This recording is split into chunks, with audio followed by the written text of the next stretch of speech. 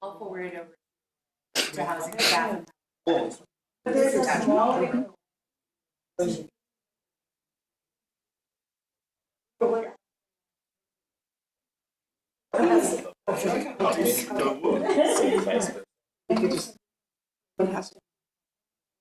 You guys have chambers. Is it? Have I been to yours? You seen Santa Clara's? Because I don't recall. High school cafeteria. Really? Huh.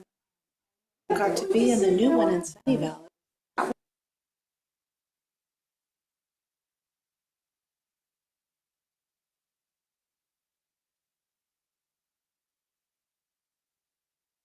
This meeting is now called to order. So today is May 6, 2025.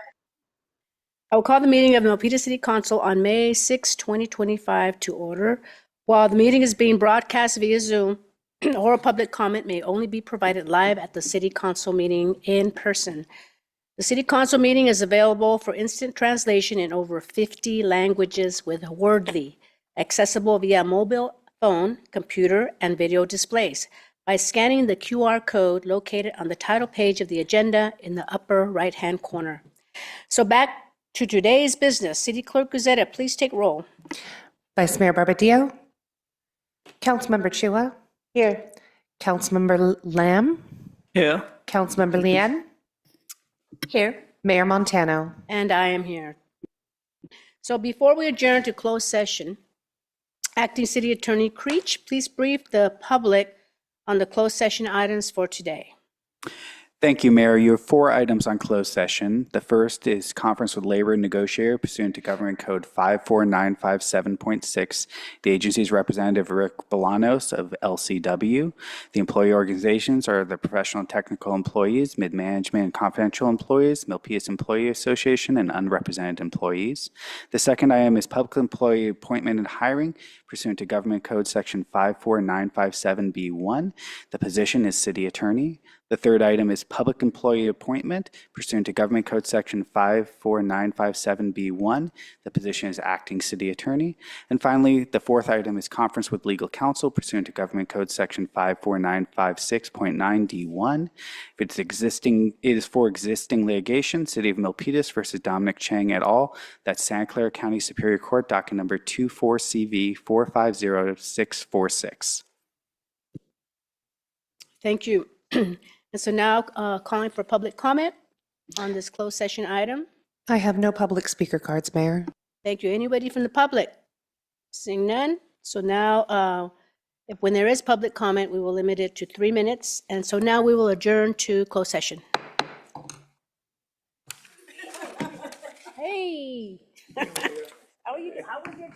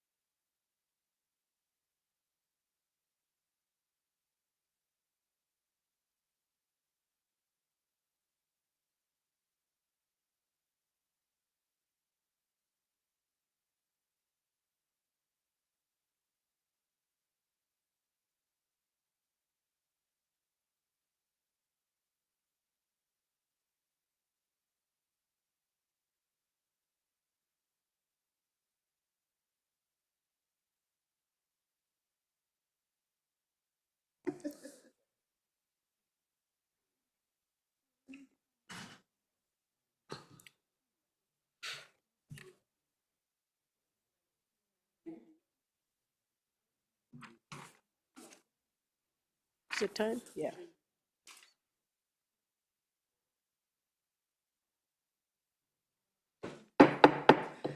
Okay, now it is time. It is 7:12. We will come back to order and a report out from closed session. City Attorney?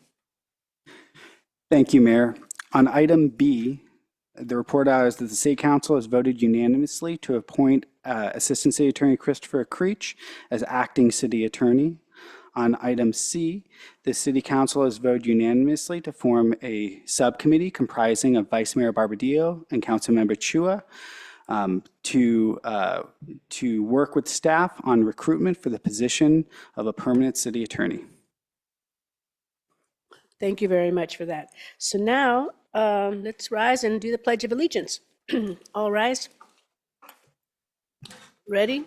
I pledge allegiance to the flag of the United States of America and to the republic for which it stands, one nation, under God, indivisible, with liberty and justice for all. Thank you. You may be seated. And now it's time for invocation, and we have Councilmember Chua to provide the invocation.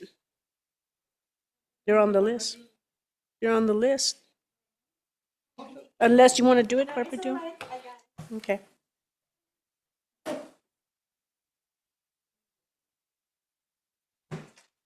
Yeah, I thought it was you because you're usually one person a month.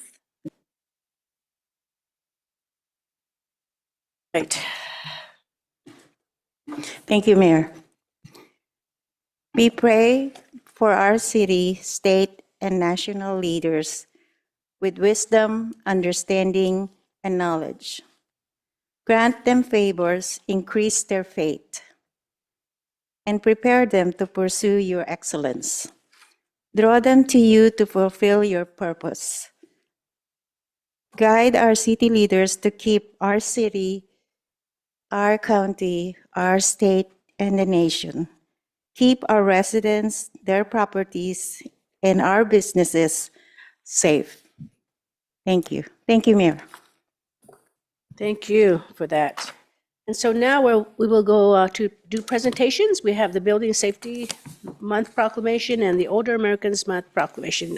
Council members, join me down at the podium. Building safety.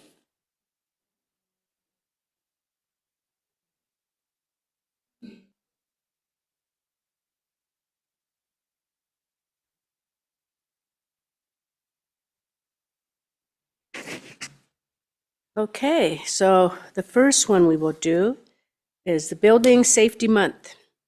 So we're going to have a staff member from the building department that will be available to accept this proclamation. So May is celebrated as the annual Building Safety Month by the International Code of Conduct, Council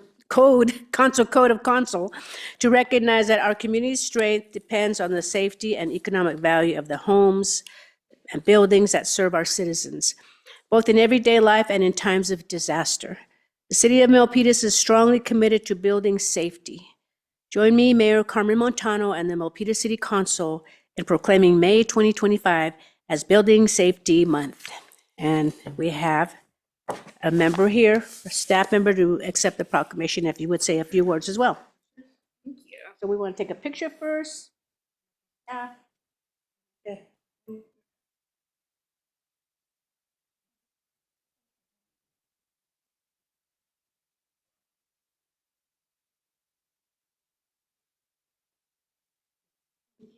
Congratulations. Thank you. So thank you, everybody. Thank you, Mayor, Vice Mayor, and Council. This year is the 45th celebration of Building Safety Month, established by the International Code of Council. This year's theme, Game On, encourages individuals and communities to raise awareness about the importance of safe, resilient construction and the essential role of building safety in everyday life in times of crisis. I'd like to give a huge acknowledgement to the city's building safety team for all their work. Thank you.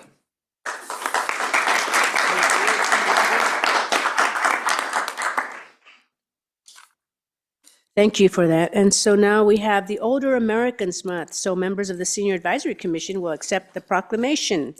So each month we recognize Older Americans Month, and in 2025 the theme is Flip the script on aging.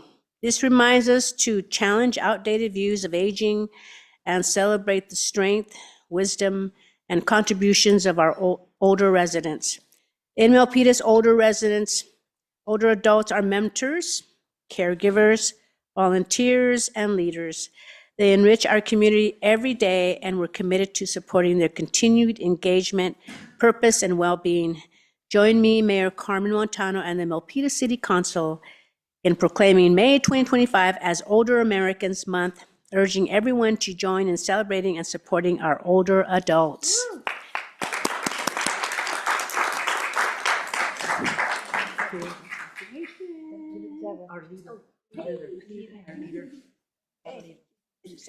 I will. You want to take a picture first? Oh, yes. Take a picture first. With the proclamation. Just scoot over here because that is.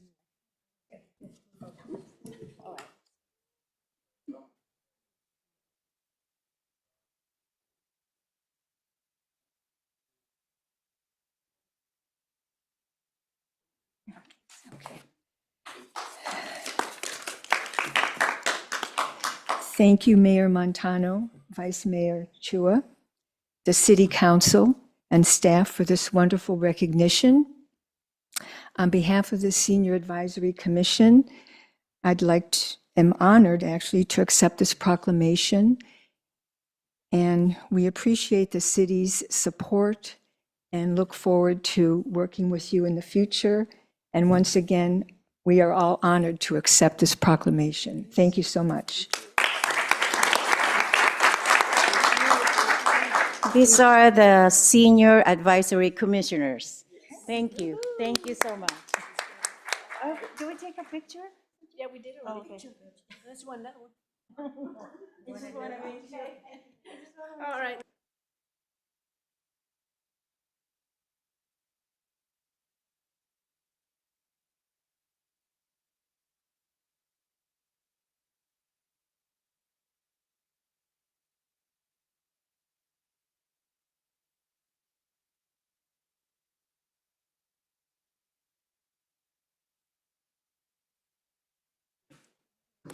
Okay, so now, thank you, everyone. Thank you, Senior Advisory Commission. So now let's move on to the public forum. Members of the public are invited to speak on any item that does not appear on today's agenda. Please note that oral public comment may only be provided live at the City Council meeting in person. Public forum will be limited to 2 minutes. Call for speakers, City Clerk. Yes, I have the following speakers in this order: Rob Means, Niyati Shah, Eric Rodriguez, and then Voltaire Montemayor. Okay, welcome. Give you. Should I go first? Yes, why not? Ladies first. Okay. Hello. Good evening, everyone. Good evening, council members.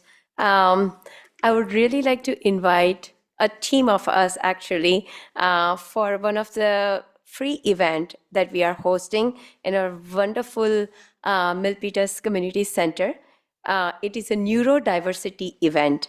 This event is aimed to promote education awareness for neurodivergent. We aim to provide helpful resources and platform for them to express themselves, right? And just celebrate the beauty of brain. We are going to have a fashion show, talent show, a subject matter expert who are going to talk about different aspects of neurodiversity. It's again a free event for public. The timing is from 10 to 4 p.m. on May 17th. So I would cordially like, and again, invite all of you all to please join it. It takes a village, and my village is sitting right behind. So please come and honor us all with your gracious presence. Thank you, and good evening Thank again. you very much. Do you guys have a flyer? Yes, we do. Can you? Mayor, it's been distributed at the dais already to you. Oh, here it is. I see it. Thank you. Thank you, Mayor. Thank you so much. Yeah, maybe we might want to put it on the, the billboard, the electronic billboard out in front to advertise it. That would be great, right? Wonderful. Yeah, thank you.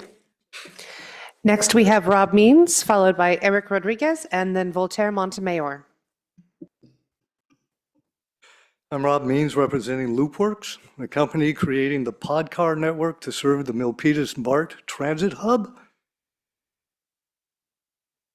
With a corrupt fascist regime in power, VTA is unlikely to get the $5 billion required from the Federal Transit Authority to build their $12 billion BART borough. But even before applying for the $5 billion, VTA must find $1 billion worth of local savings, something they are also finding very challenging to accomplish. Now, without the $5 billion from the feds, VTA will need to choose. Find funding elsewhere? Unlikely, given the low return on investment from this project. Wait until a friendly administration returns to power, which could be 4, 8, 12, or many, many, many more years, if we take Putin as an example. And 3, let go of last century's vision and embrace a new one, a plan B. While letting go of the current BART vision is difficult, there is an attractive alternative to accomplish the goal of connecting Diridon Caltrain Station with the BART Berryessa Station. Personal rapid transit, PRT, or Podcar networks can do it for not $12 billion, but for $1 billion and provide quicker service between the two stations. Obviously, VTA will want a successful PRT project that they can point to and feel comfortable about before substituting PRT technology for BART technology. Hopefully, they will see the wisdom of investing in the Milpitas demonstration project. A mere $6 million invested into pre-construction work will answer many of their questions and provide the basis for a plan B. Thank you. Next, we have Eric Rodriguez, followed by Voltaire Montemayor.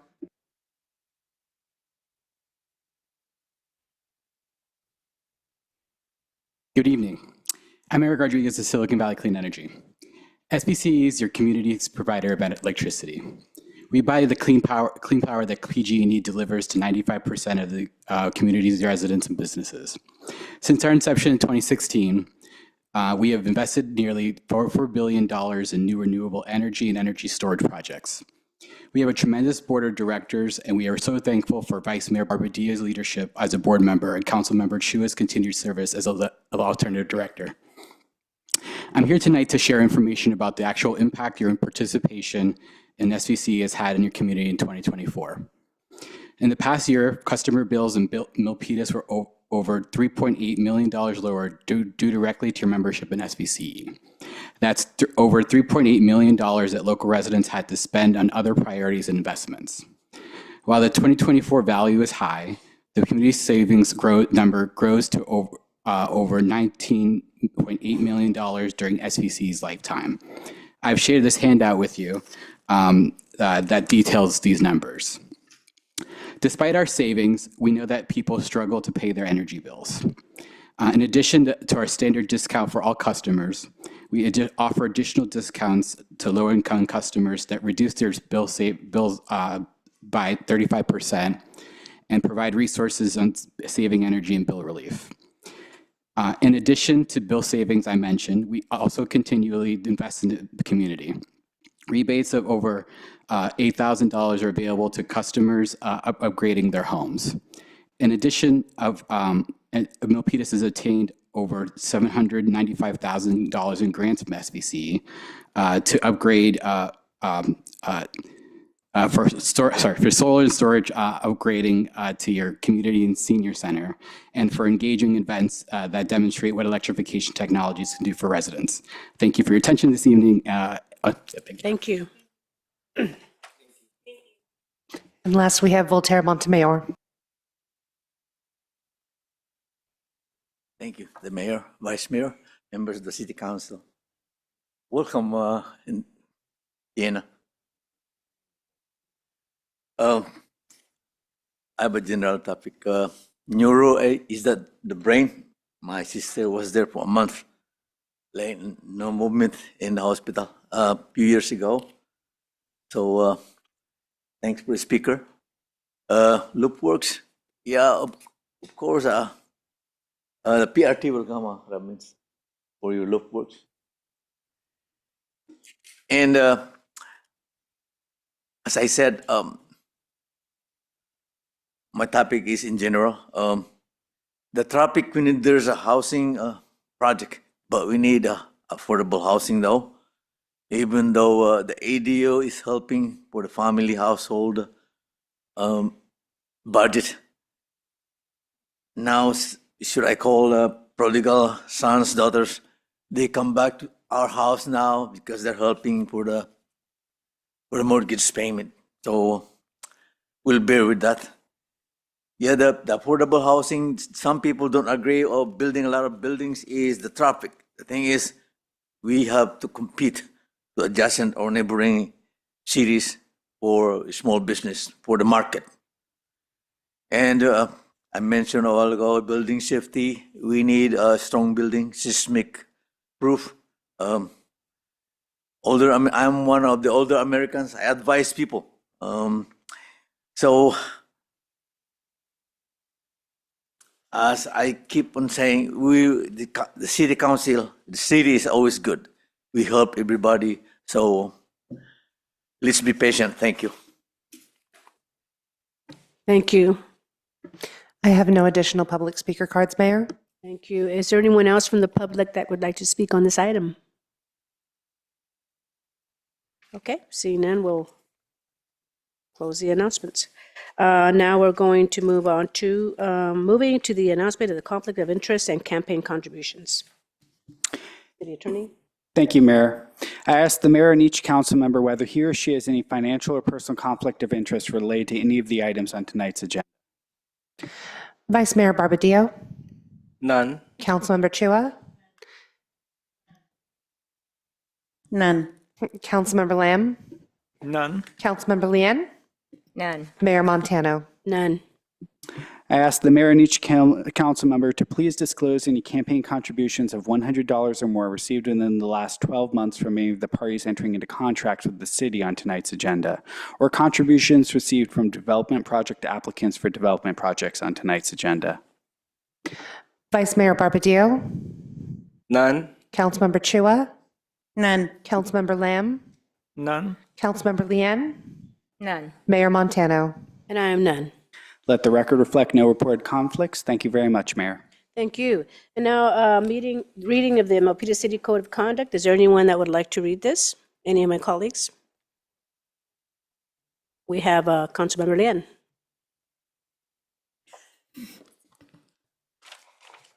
Milpitas City Code of Conduct. Be respectful and courteous. Motto, civility. Avoid surprises. Praise publicly and criticize privately. Focus on the issue and not the person. Refrain from using the electronic devices while on the council dais. Disclose conflict of interest and affiliations related to the agenda items. Separate governing from campaigning. The council speaks with one voice after making policy on issues.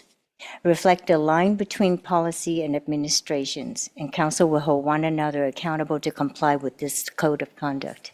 Thank you. Thank you, Councilmember Lien. And so now moving on to the approval of the agenda. Is there anyone that would like to make any changes? We have Councilmember Chua. I would like to move item 21, the first item on the public, where am I? The one leadership and support services, Yes. Mhm.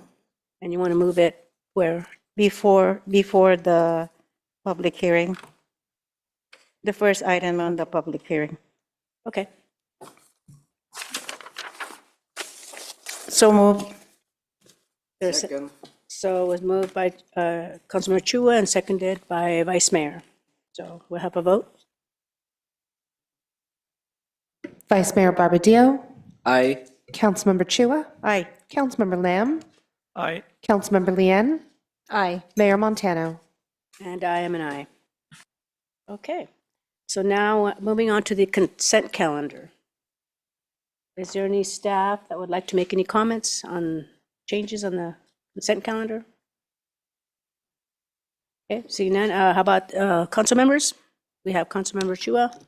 Seeing none, move to approve the consent calendar. Is there a second? Second. Okay, so it was moved by Chua. Sorry, we need public comment. Okay. Time for public comment.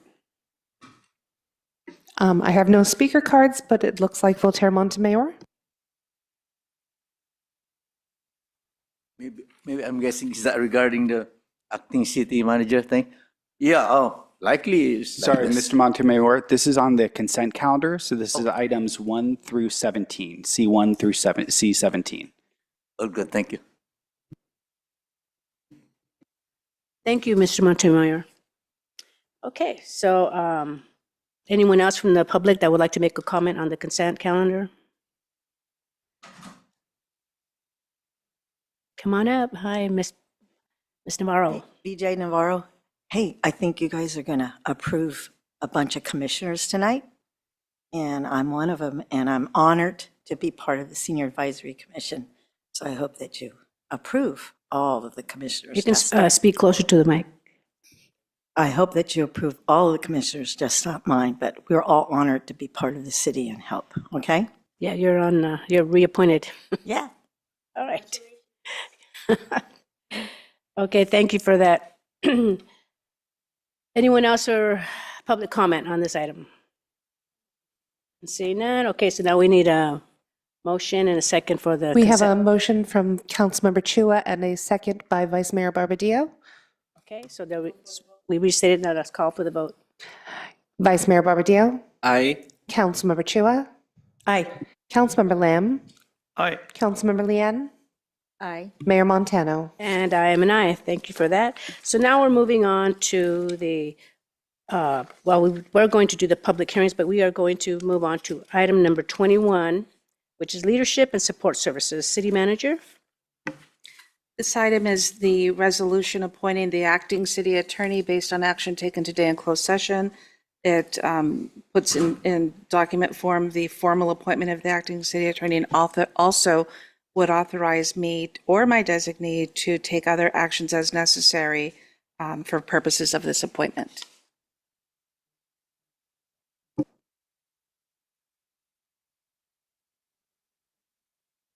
Okay, Assistant City Manager? Kano? Is there a public comment? Thank you, Matt Kano, Assistant City Manager. There's no presentation for this item, but I'm available for any questions you may have. Okay, so is there any public comment on this item? Aye. Come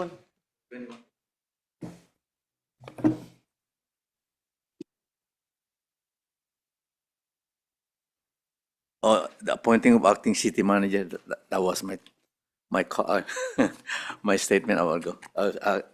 I'm following up. Good to have one. Okay, thank you. All right, so City Manager, Assistant City Manager, you have any No further presentation? comments, but we're available for any questions and no presentation. We're just seeking your approval of the staff recommendation. Okay, so now we'll go on to council discussion on this item. Is there any? We have Councilmember Chua. Seeing none, move to approve item 21 as recommended by staff. So it was moved by Councilmember Chua and seconded by Councilmember Lin. So we'll call for the vote. Vice Mayor Barbadillo, Aye. Councilmember Chua, Aye. Councilmember Lam, Aye. Councilmember Lian, Aye. Mayor Montano. And I am an aye. Thank you. So now we'll move going back to public hearings, and that's item 18. City Manager? The next item before you is a resolution approving fiscal year 2025-26 development and storm impact fee schedule for the transit area specific plan impact fee, the Calaveras Boulevard widening traffic impact fee, and the storm drain fee. And today we have Finance Director Ofresi Howe to present. Luz? Good evening, council members, Mayor Montano, Vice Mayor Barbadillo, Councilmember Chua, Lien, and Lam. I do have a brief presentation today.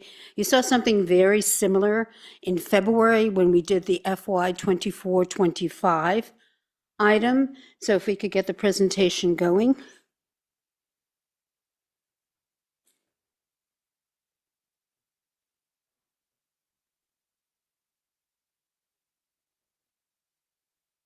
Just 1 second.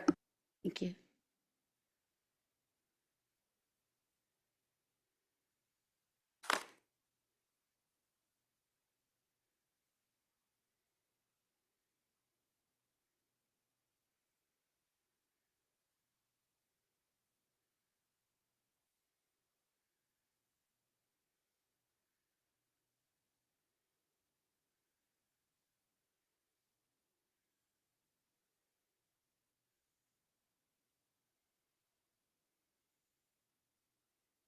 All right, thank you, thank you. Once again, Louis Cafresi Howe, Finance Director for the City of Milpitas. Next slide, please. So the background on this is the State of California Mitigation Act of AB 1600 and our own municipal code allows us to collect development mitigation fees to help manage the effects of new construction and development. We have at this point 3 development fees, and they are tied to specific areas in our city. The first one is a transit area specific plan, or the TASP impact fee. The second is a Calaveras Boulevard widening traffic impact fee, and the last is a storm drain fee. Next slide, please.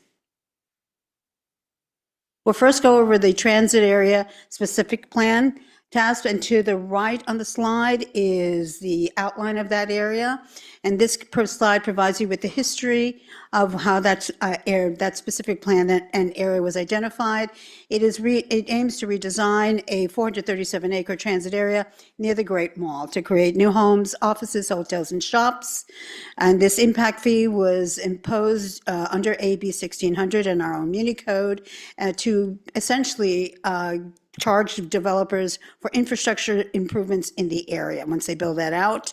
The fee paid depends upon the size of the respective development project, and it helps to cover the costs of upgrading the Milpitas transit area infrastructure. On February 7th, we expanded that area from 437 acres to about 510 acres, and it is now called the Milpitas Metro Specific Plan. Next slide, please. There'll be a table demonstrating. This year is an odd year, I will tell you that much. We have a slight decrease. It's less than 1%. It's 66 basis points. And so it's a nominal decrease. I will tell you that I was quite surprised. This does come from an industry standard publication, which is called the Engineering New Record. And from December 23rd to December 24th, which is the timeframe that we look at and compare the growth of the construction cost index, it actually declined. And this, I'm going to remind folks, as you did see this in February, and essentially what the city construction cost index for the city of San Francisco speaks to the charges and the costs that it costs to make a building, to do building in the Bay Area. So we use that as our metric. And you can see there where our fees went down slightly. Okay, next slide, please. We'll move on to the Calaveras Boulevard widening traffic impact fee. The slide, the inset on the right gives you a visual picture of that area. It is essentially from Able Street to Milpitas Boulevard. And so we're collecting a separate fee for that area. It is included in the overall umbrella of the TASP fee program, but we are collecting an additional fee there. So next slide, please. And this also, once again, represents that 66 basis points reduction. The reduction is here. This will be effective only until we either A, do another annual update, as we would do next year in around the time frame, or until the study that is currently underway under the guidance of Assistant City Manager Matt Cano comes to fruition and is brought before this council for consideration and approval. Next slide, please.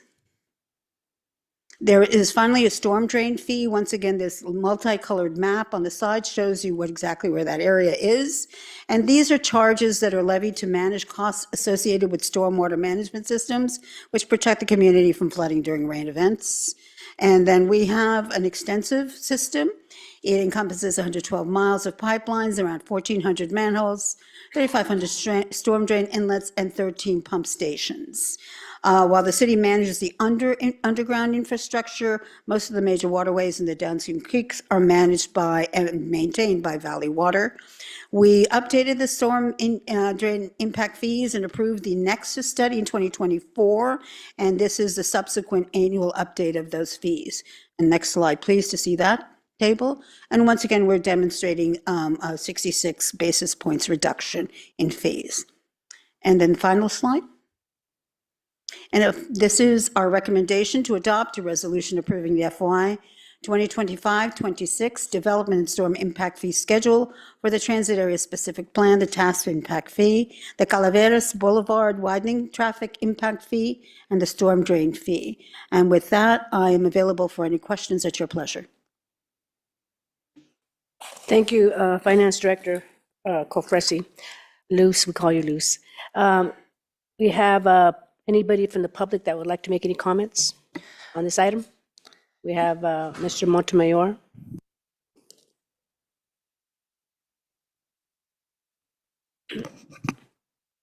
Thank you. I assume most of the time I'm here attending this city council meeting, and I think this is just a continuation or finalizing of what we had. I think, did we vote last time? I don't remember, right? But I believe if we avoid delaying, if we avoid the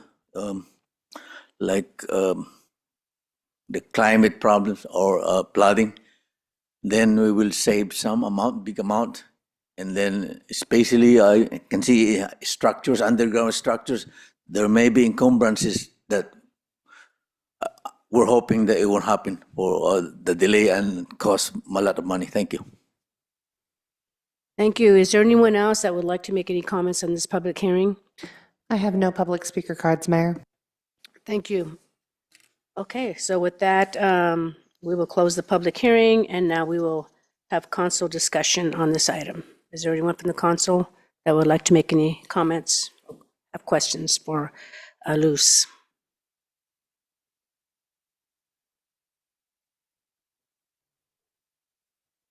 We have Vice Mayor. Just for the benefit of public information, so we are approving development impact fees on three specific plan areas in Milpitas. Yes, sir. And these impact fees are fees paid by developers depending on their project, whether it's residential, commercial, office, hotel, or other uses, and it commensurates a specific fee for them to pay. And these fees will be used for the development of infrastructures and other things needed in that specific area. Yes, that is exactly so, sir. And what's the basis? How do we calculate specific fees for each specific plan? Sure. What we do is use the engineer new record, which is the publication of record for construction in actually across the country. And we use specifically the San Francisco City Construction Cost Index that is specific to building. It is not like the CPI, the General Consumer Price Index that you see that has a basket of goods. This is specific to how much does it cost to build something, which is what we are applying for this particular change. And then we use that information, we look at that cost index from December to December. So in this particular time, we looked at December 2023 and compared it to December 2024, and we have experienced a slight decrease of 66 basis points or less than 1%. I will tell you that seems quite unusual. I don't expect to see that the same next year. All right. Well, thank you. Thank you. Thank you, Vice Mayor. Is there anyone else that would like to make any comments? I don't see anyone else. We have Councilmember Lan. Yeah, move to adopt the resolution.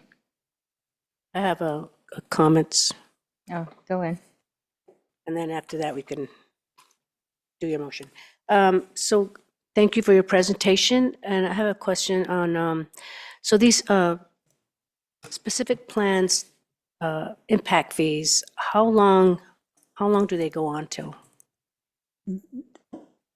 That's an interesting question. 50 years, 100 years? I think I'm going to let Acting City Attorney Creech address that question. Thank you. Thank you, Mayor. Development impact fees are created to offset the cost of any development in those areas and to pay for the infrastructure that that development requires, their proportionate share for it. So it's ongoing in perpetuity so long as the fees exist, because every time you get a new development, that new development requires additional infrastructure, and this is meant to proportionately pay that development's fair share of those added infrastructure costs.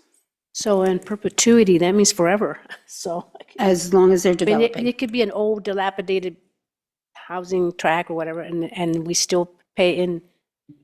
It's for each time a development project comes forward. So whenever new development happens, they have to pay the fee, Right. whatever the impact of that development is upon Calaveras Boulevard needs for traffic widening or the improvements in the TASP area. That new development pays the fee at the time of planning approvals and entitlements. Okay, so there is a limit. Right, it's at the time of the original new development. They don't pay every single year. Okay, I was just curious about how long it. Thank you for the lasts. question. The other question I had, can you bring up one of the slides that you had up there? Which one, ma'am? The one with the map. Okay, we had several web maps. I'm assuming the larger task. I should have written down the Can slide. we bring up slide 3, please? Let's start there. And this represents the TASP area. So the one that expanded. Yeah. Is it the one?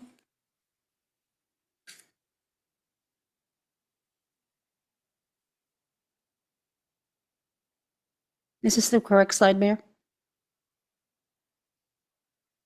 No, not that one. Actually, it's the one that has the Bright different colors? sites. The one that has Calaveras Boulevard on it.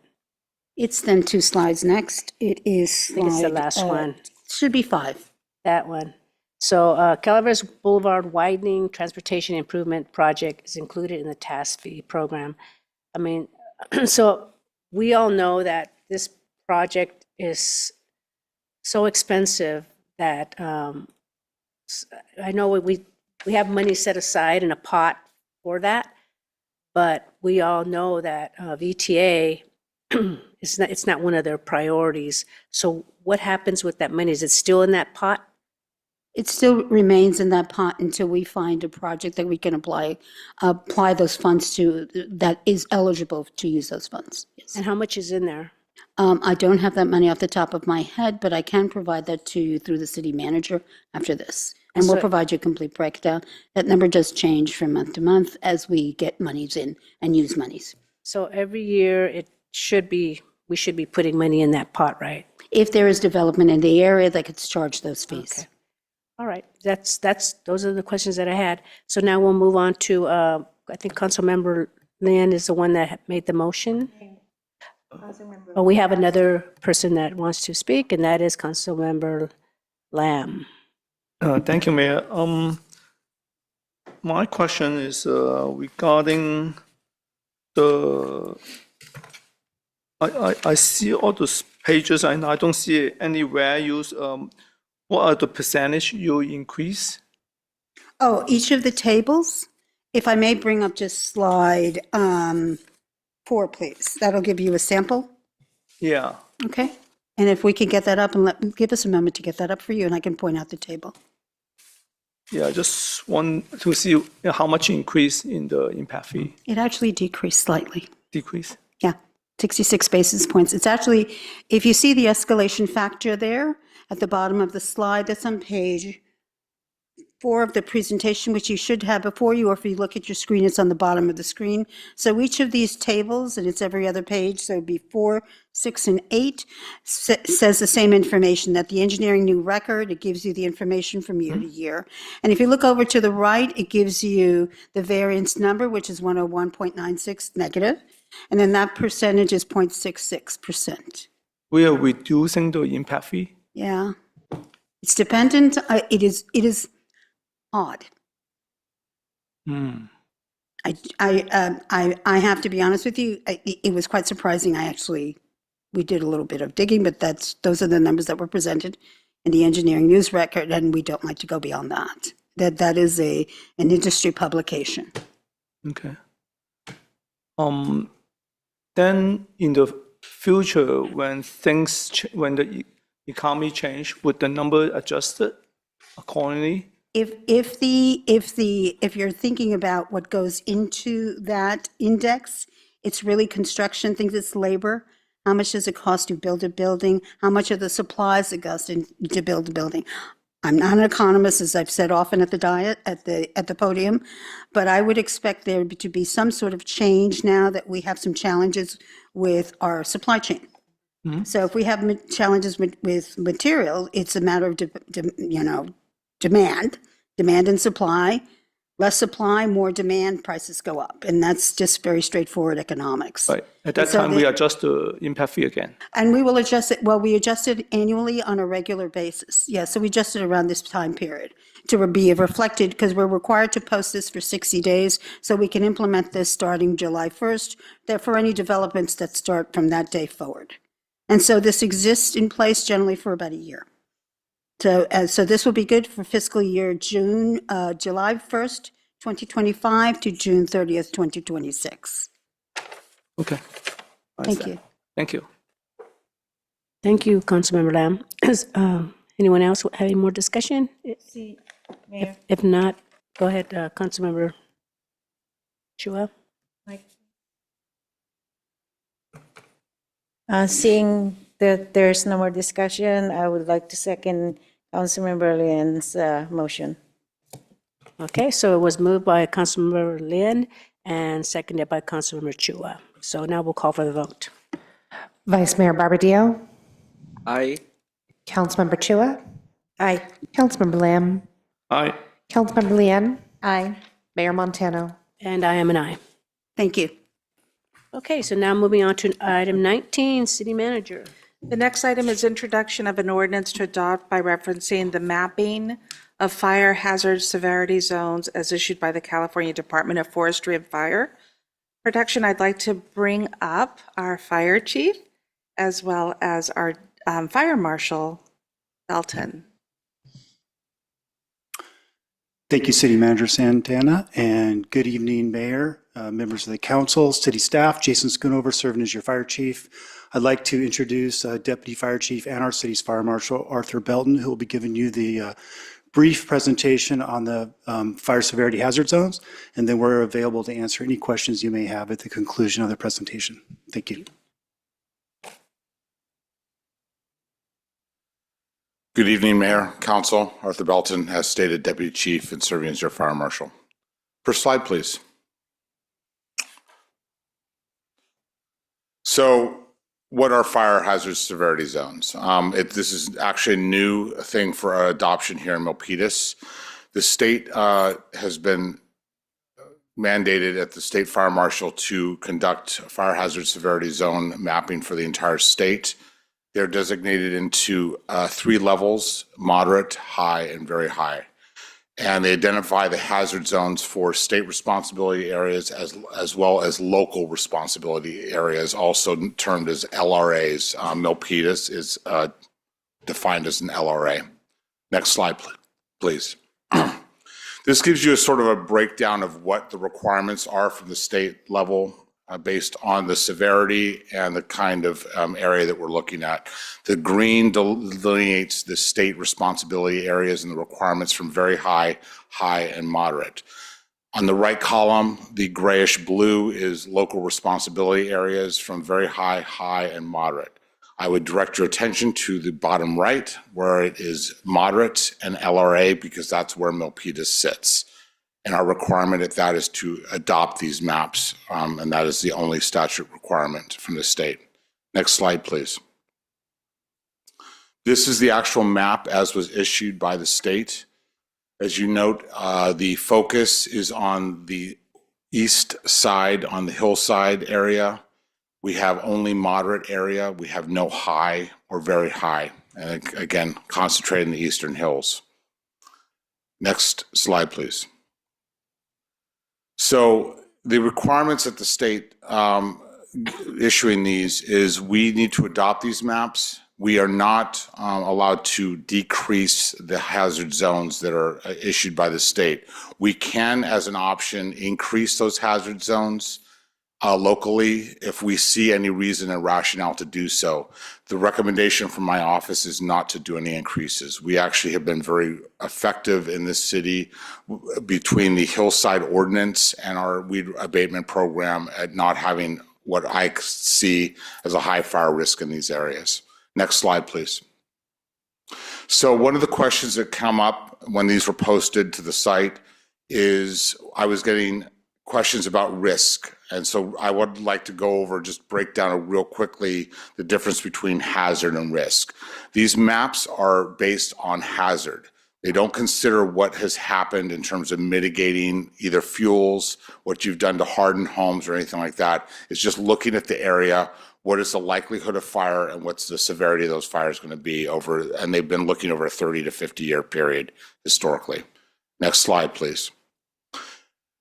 As opposed to wildfire risk, risk is the potential fire can do and damage in the area. So you look at the conditions that exist. Have we reduced the fuel load? Have we hardened homes in a way that's going to reduce the risk? And that's important because that's what tends to be looked at by insurance companies. Next slide, please. Very dramatic picture there to your right. That is from the LA fires this last December. And as you can see, there's been most of that's been burned out, but there's one isolated home. Often a lot of the questions we get are, how does one home happen to stand out? There's no 100% guarantee that your house will not be burned in a certain fire situation. I just want to put that out there. Having said that, if you look at that house, there's tile roof, there is fire-resistant siding on the building. It doesn't have a lot of foliage going up to it. So we look at things like defensible space, how to harden the home, and how to have basically a wildfire prepared home. Next slide, please. Again, with the questions that came up a lot had to do with insurance. Insurance industry doesn't look at the hazard mapping. They look at risk mapping and risk profiles.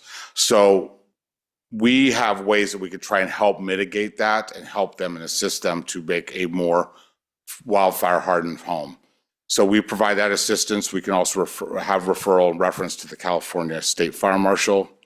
Also, there is a number for the California Department of Insurance if there's any insurance specific related questions. But if you look at the picture there, this gives you sort of just a rough breakdown on the kinds of things that we address. My office addresses, for instance, adequate water supply. We have a couple development projects that have come in that we've actually been restricting their ability to build because they haven't been able to get the adequate water supply. That's an example of how we are trying to prevent having catastrophic fire and issues on our hillside.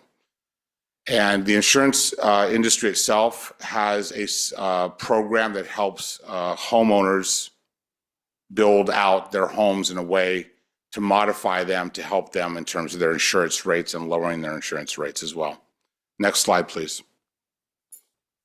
So to the timeline for us to meet for the state requirement, these maps were issued on February 24th. The posting deadline requirement was in 30 days. We actually posted these on March 10th to the website, including additional supplemental information provided. It also included an email link to my office or my email address for any questions that came through.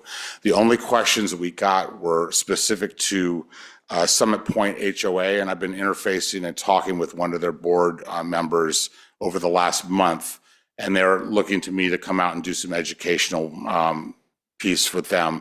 They had a little bit of misunderstanding because they actually were looking at different mapping that were put out by the California Public Utility Commission, which is a different mapping system. And so I sort of gave them the correct map, and the actual individual that called me found out that he wasn't even in the hazard zone. So suddenly his questions went down significantly at that time. The adoption deadline requirement is 120 days. We're here giving you the first reading. The second reading is adopted or agendized for May 20th, which will be well under the 120-day requirement. Next slide. So recommendation from staff, conduct the public hearing, waive the reading of the ordinance beyond the title, and introduce ordinance for adoption by reference to the mapping of fire hazard severity zones as issued by the California Department of Forestry and Fire Protection. And that concludes my presentation, and I'm available for any questions that you may have. Okay, thank you, Chief Belton. And now we're going to open the public hearing and call for comments. I have no public speaker cards, Mayor. Is everyone Voltaire Montemayor. welcome? Thank you. I'm in line with the mapping. Yeah, going out 11, then there's a basin there, there's a dam there, but it dries out sometimes. So this is just for helping preventing the spread of there's fire. My recommendation is to have a big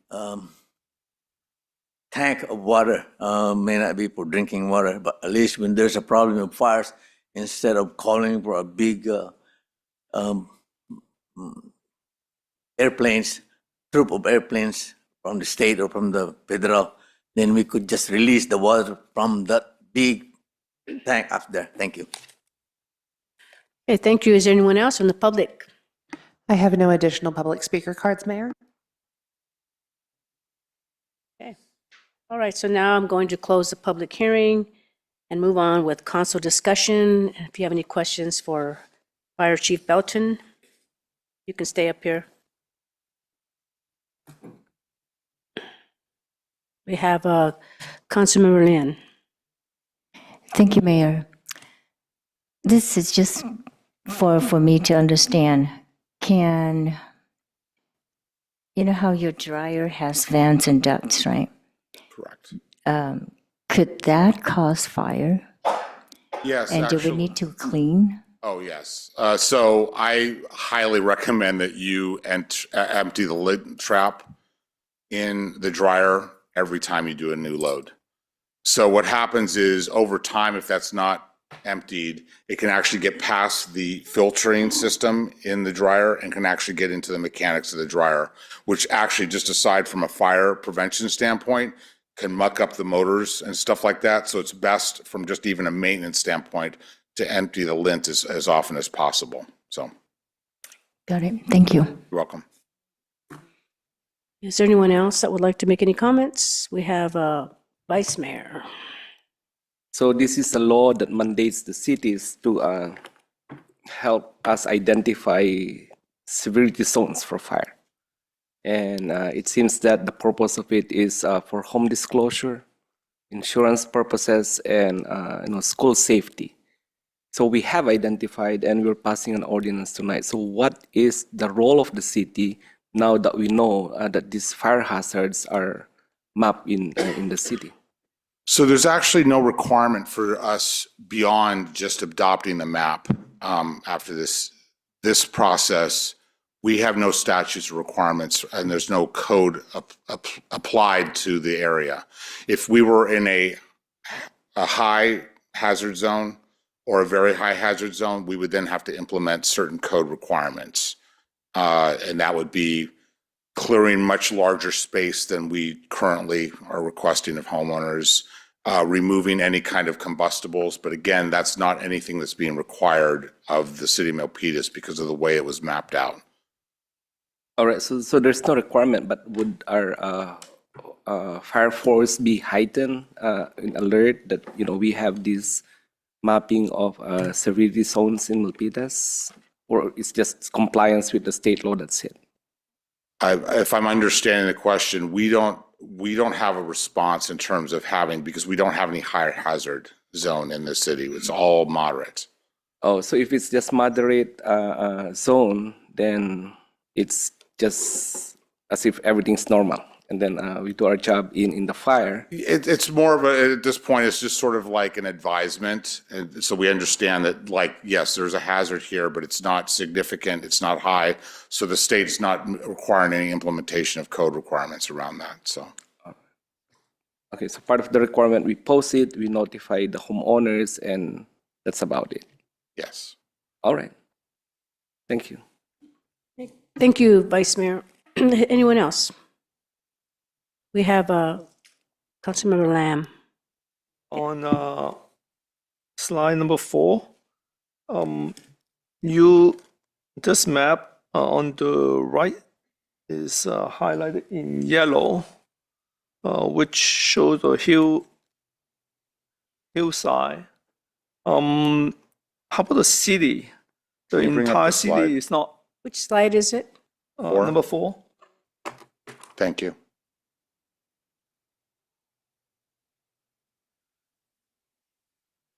So the city delineation is the dotted line that you see in black going Right. around. And then there's no color on the main city of Milpitas. Yes, there's no fire hazard seen in that. From a wildfire perspective. Obviously, there's structures there. There's fire hazard in that regard. The state is mapping for wildfire potential. And so they don't see any hazard in that area. Okay, and for example, the part near Fremont, I see like the corner, part of it belongs to Milpitas, and the other part is not Milpitas, but it's kind of like a little bit light green color. So you're talking about the color that's sort of a muted green, it almost looks Yeah. like.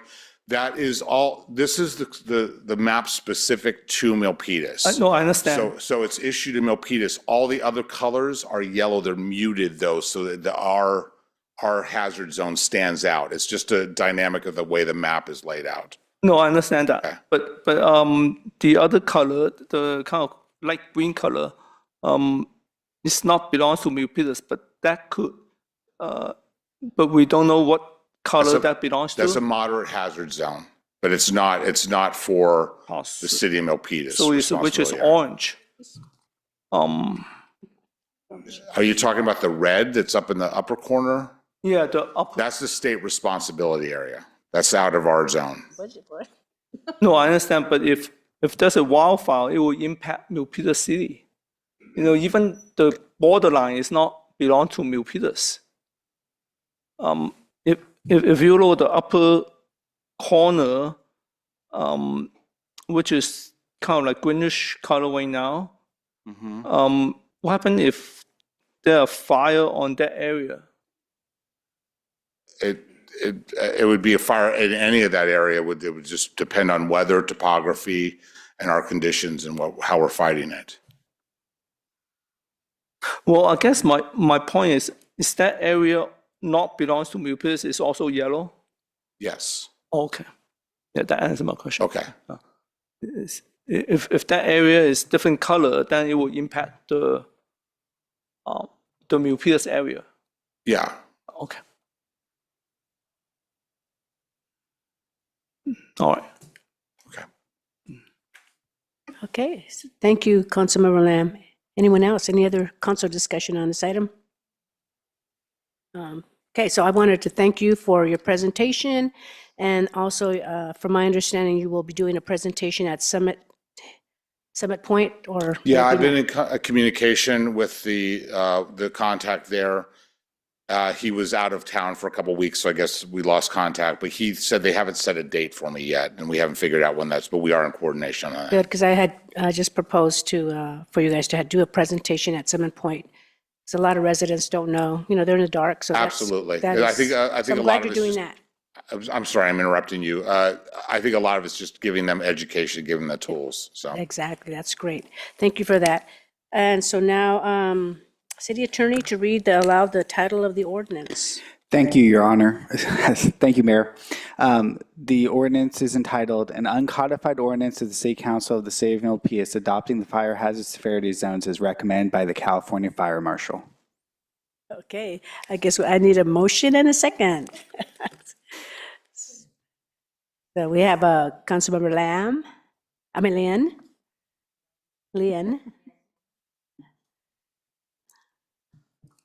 Is there a second?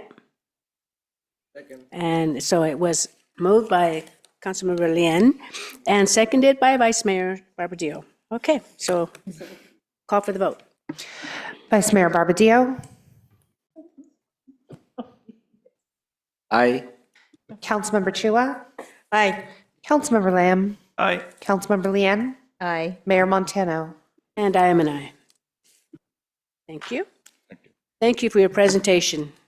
Thank you. And so now, City Manager, item 20. The next item is council consideration of a substantial amendment to the 2022-2025 Consolidated Plan and the 2024-2025 Annual Action Plan. And we have before us our acting housing official, Sarah Balcha. Welcome. Good evening, Mayor, Vice Mayor, and City Council.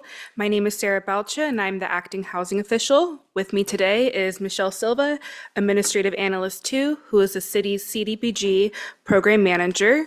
We also have representatives both online and in person from the Office of Economic Development, including Alex Andrade, Director of Economic Development and Strategic Initiatives, and Michael Thomas, Economic Development Coordinator, as well as Elena Purcell Schroeder, Development Director of Rebuilding Together Silicon Valley. Today, we are here to hold a public hearing and discuss a substantial amendment to the 22-25 Community Development Block Grant, or CDBG, Consolidated Plan, and the 24-25 CDBG Annual Action Plan. Next slide.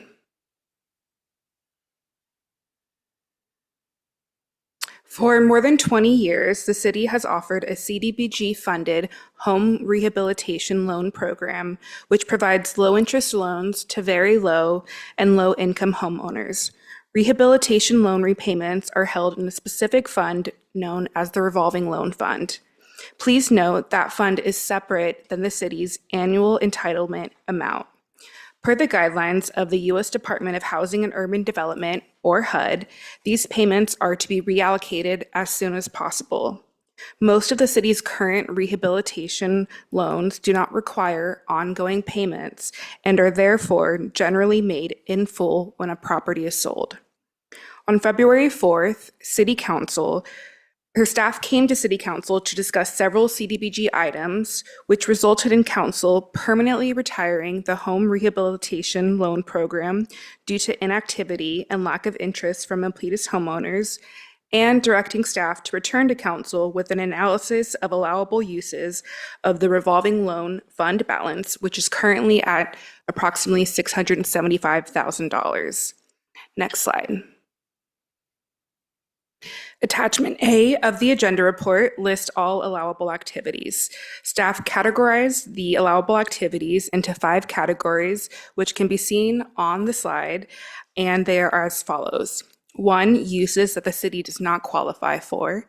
2, uses that the city could not expend by the next HUD timeliness deadline of May 2nd, 2026. 3rd, uses that would fall under public services and therefore be subject to the 15% public services cap. 4th, uses that would fall under program administration and therefore be subject to the 20% program administration cap. And 5th, the final category, are those uses that could expend funds by HUD's next timeliness deadline of May 2nd, 2026, and are also not subject to any kind of program caps. And those 2 areas are rehabilitation and preservation and microenterprise assistance. Next slide. As stated previously, staff evaluated all allowable uses against whether the funds could be expended by May 2nd, 2026. This is because May 2nd is the annual date on which HUD conducts its timeliness test. Jurisdictions cannot have more than 1.5 times its annual allocation in what is known as its line of credit. The line of credit is a sum of its entitlement grant funding, its program income or CDBG generated revenue, and its revolving loan funds. Due to recent rehabilitation loan payments, the city's line of credit has increased, and on May 2nd, 2025, the city became untimely for the 2nd year. Therefore, to avoid any funding reductions or sanctions, staff recommendations are only for activities that would allow the city to meet HUD's next timeliness deadline. Next slide, please. On this table is staff's proposed recommendation. As stated earlier, only 15% of the funding can be used for public services. This calculation was done using the program income earned in fiscal year 24-25. Program income is a revenue generated from a CDBG-funded activity. Since the city received approximately $81,000 in program income in 2024, the maximum amount of public services money to be reallocated is approximately $12,000. Each year, the city receives the highest number of applications for public service activities. Due to the funding cap, most subrecipients in this category received reduced funding awards or no awards at all. As this would allow additional organizations to receive funding, staff recommend allocating the full amount possible to public services. Staff do anticipate coming back to council in June once HUD allocations are released. And at that time, if council today decides to reallocate the maximum of $12,000 to public services, then in June, council can decide which orgs would get that funding. Staff also recommends allocating the maximum amount allowed to program administration, which is approximately $16,000. This would cover HUD-required public notices and translations, as well as cover personnel and technical assistance cost. Lastly, staff recommends allocating all remaining monies to capital projects and economic developments as they have no program caps. That remaining amount is approximately $648,000. Next slide. Within the CDBG buckets of capital projects and economic development, the two allowable uses that would enable the city to both expend the funds by HUD's next timeliness deadline, and again, are not subject to any program cap, is rehabilitation and preservation, which falls under capital projects, and microenterprise assistance, which falls under economic development. Next slide. For rehabilitation and preservation, the city received 2 applications that can satisfy the requirements and begin work immediately, Rebuilding Together Silicon Valley and Terrace Gardens. Staff contacted both organizations to assess their need for additional funding and their ability to expend the funds. Terrace Gardens indicated that no funding beyond the requested amount is necessary. Rebuilding Together Silicon Valley highlighted a significant community need for critical home repairs, noted that 15 Milpitas households were denied assistance this year due to a lack of funding. Staff recommends awarding RTSV $385,000 for the single unit residential rehabilitation and critical home repairs as there is community need. Additionally, staff suggests funding the roof repair project for Terrace Gardens senior housing through the upcoming annual entitlement allocation, which staff anticipates bringing to council in June. Next slide. For microenterprise assistance, 2 applicants have requested funding under economic development: the City of Milpitas Office of Economic Development and Upwards. The city's Office of Economic Development applied through its Microenterprise Assistance Program, which has recently completed its 2nd year of issuing grants for microenterprise business operation costs, such as personnel, supplies, equipment, utilities, and rent and mortgage. Upwards is a new applicant to the City of Milpitas. Their Boost program provides technical assistance to in-home child care microenterprises. Staff recommends awarding the Office of Economic Development through its Microenterprise Assistance Program $262,000 to fund local Milpitas microenterprises through grants. Staff want to be clear that funding MEEP does not prevent Upwards from funding. Staff are simply recommending that council approve funding MEEP with the rehabilitation loan repayments, and then using the city's annual entitlement allocation to fund Upwards, which we will bring to council in June. Next slide. For the Microenterprise Assistance Program, the Office of Economic Development has provided 2 award allocation scenarios for council to consider. If council decides to move forward with MEEP, staff are asking for council to provide direction on which scenario to proceed with. On the left-hand side of the screen is scenario 1, and on the right-hand side is scenario 2. The left-hand side is staff's recommendation, which prioritizes microenterprises who are qualified and fall within the Milpitas Historic Downtown Business Association boundary with $10,000 grants each, and the microenterprises who qualify and are in Milpitas but fall outside of that boundary to be eligible for $5,000 grants. There is an estimated 10% administrative fee, which staff has taken into account. On the right side of the screen, scenario 2, it prioritizes, again, the qualified microenterprises that fall within the Milpitas Historic Downtown Association boundary, but the grant amount is $7,500. And the microenterprises who are qualified and in Milpitas, but outside the boundary, would be eligible for $5,000 grants.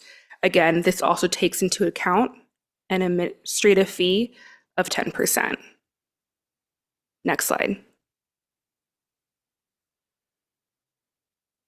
To summarize the presentation, staff recommend reallocating the entire revolving loan fund balance of approximately $675,000 by the following categories: the maximum amount to program administration, which is approximately $16,000, the maximum amount to public services, which is $12,000, $385,000 to Rebuilding Together Silicon Valley for critical home repairs, $262,000 for the Microenterprise Assistance Program.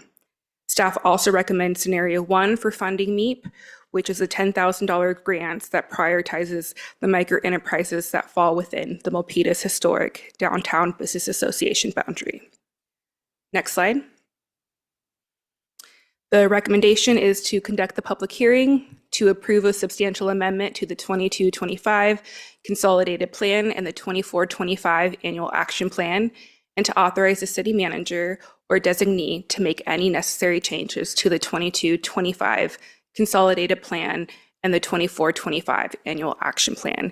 Thank you, and staff are here for questions. Thank you, Sarah, for that presentation. So now we will open the public hearing and call for any comments. I have a speaker card from Elena Purcell. Welcome.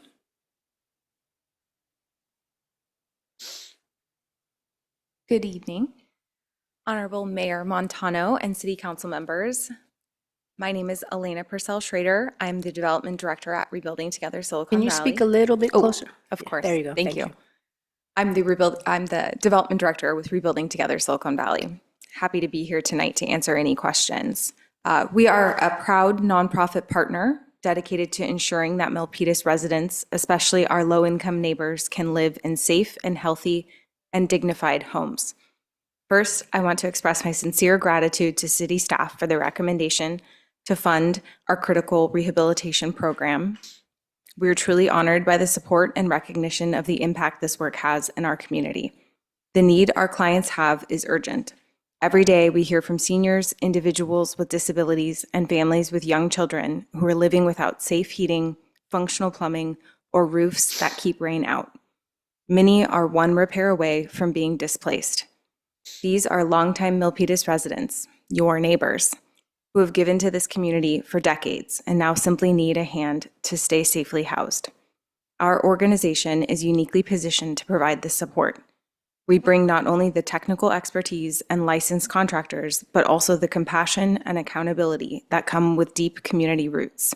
Every dollar granted to us goes directly into the homes and lives of the people who need it most.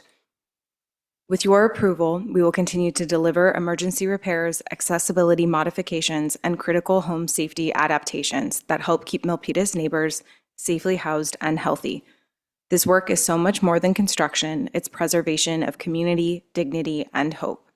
Thank you for considering this critical continued investment in your residents and for your continued partnership in serving those who need it most. Of course, I'm here for any questions. Thank you. Next, we have Voltaire Montemayor.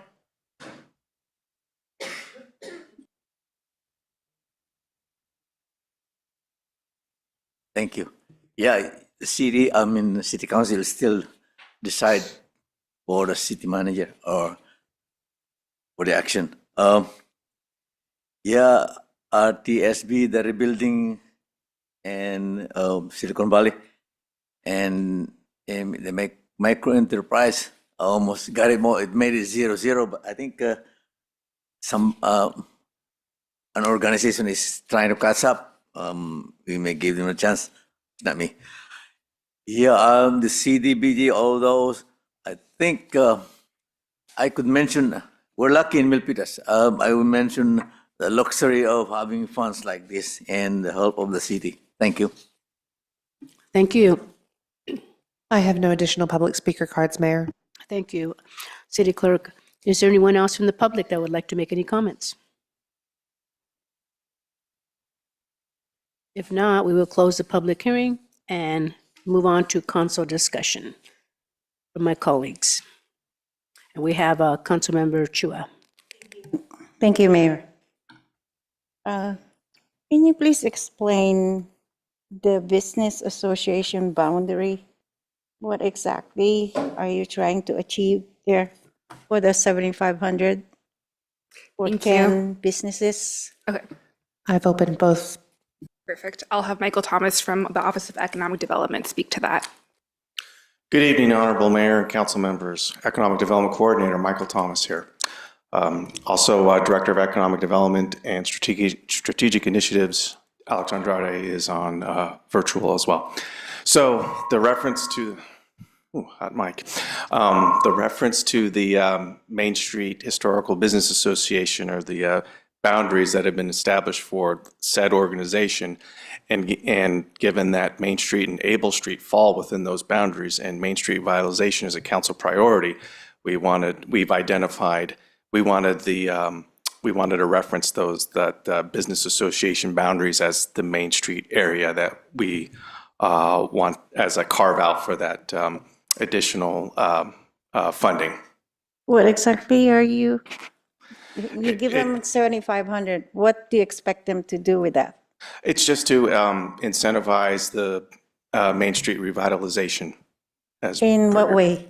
That can be improvements to their tenant space, their buildings. It could be improvements to help them continue operating, operational costs, rent, utilities, graffiti abatement. Do you have guidelines already on this?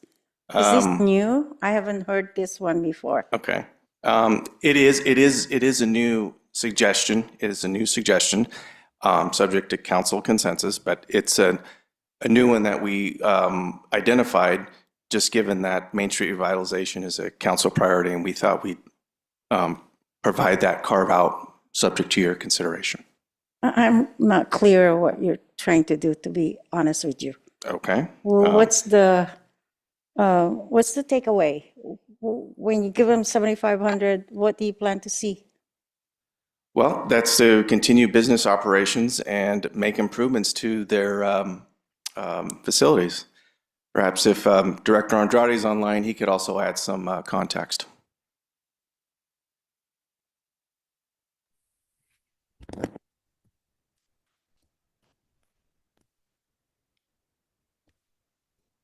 Good evening, Alex Andrade, Director of Economic Development and Strategic Initiatives. Yes, thank you for the question, Councilmember Chua. As Economic Development Coordinator Michael Thomas indicated, we are following City Council's priority of Main Street revitalization. So we're trying to show more investment in those businesses located within the geographic area of the Downtown Business Association. So there's 197. Does that mean you can't hear? Right. We can hear you, Alex. Oh, I'm sorry. I thought I saw Councilmember Chua waving her hand. It's very low. Go ahead, please. Oh, I'm sorry. Let me just increase my volume. I think that might. There you go. Sorry about that. Yes, what I was referencing is there's 197 businesses located within the Milpitas Historic Downtown Business Association. The boundary itself, think of on the north side, Weller Lane, Curtis on the south, of course, Main Street on the east side, and then Able Street. There's 197 businesses located in that area. The City Council has prioritized Main Street revitalization.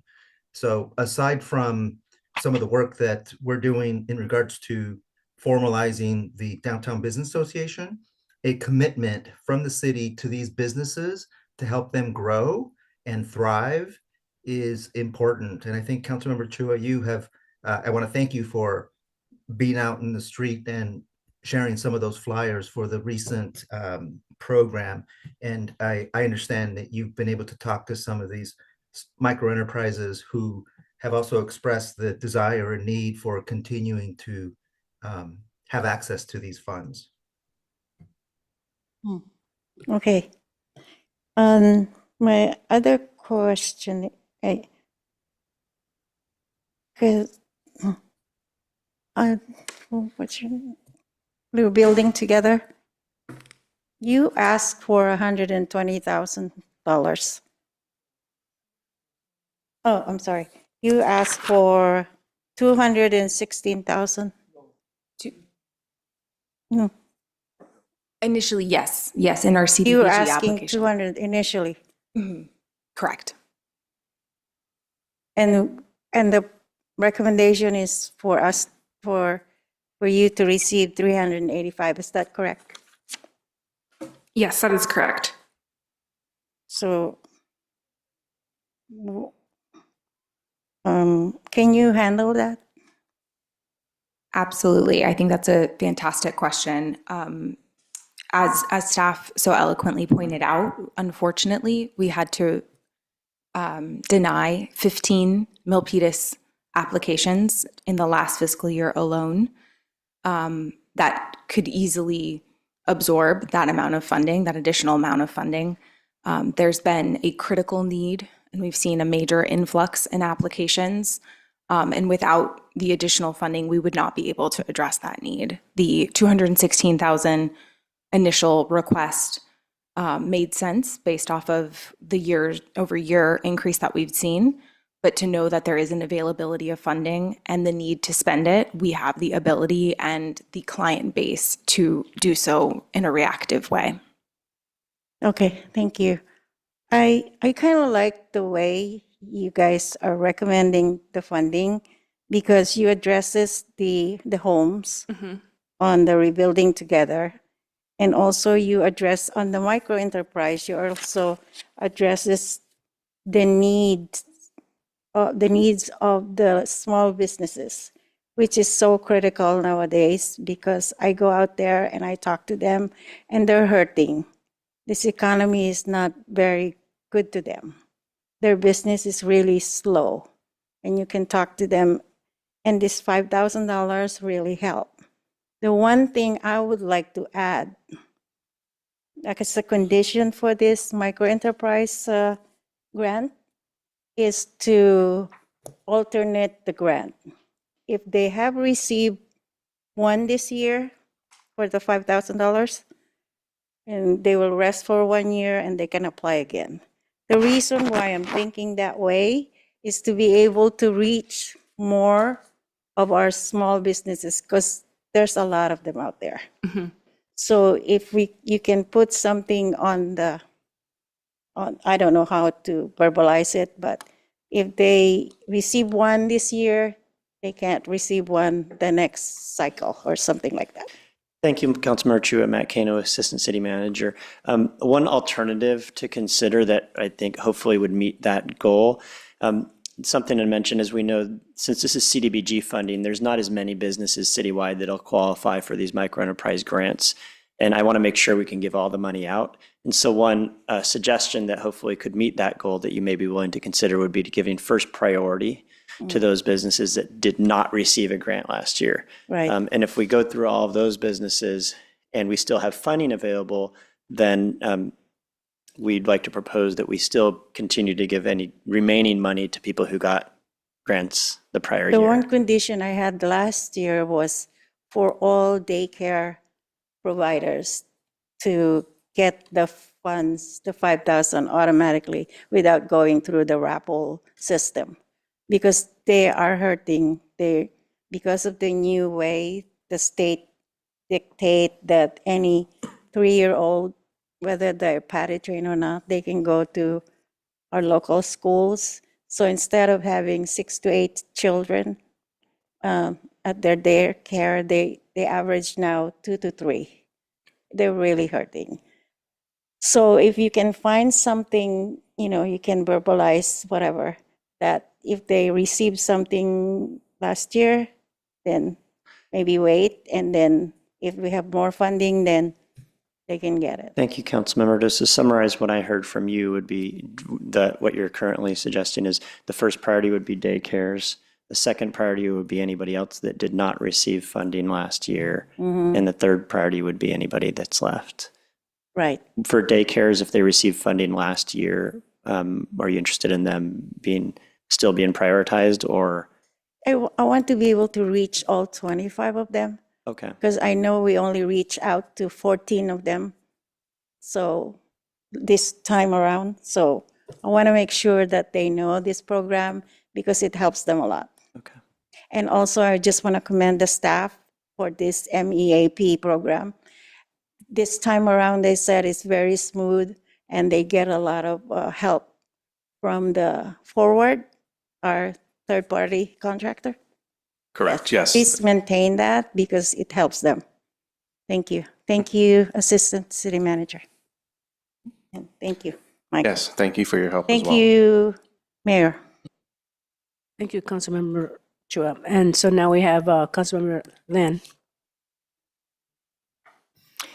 Thank you. So my question is, for those grants that they get on Main Street, are there any restrictions on how they use that fund or how to use that grant?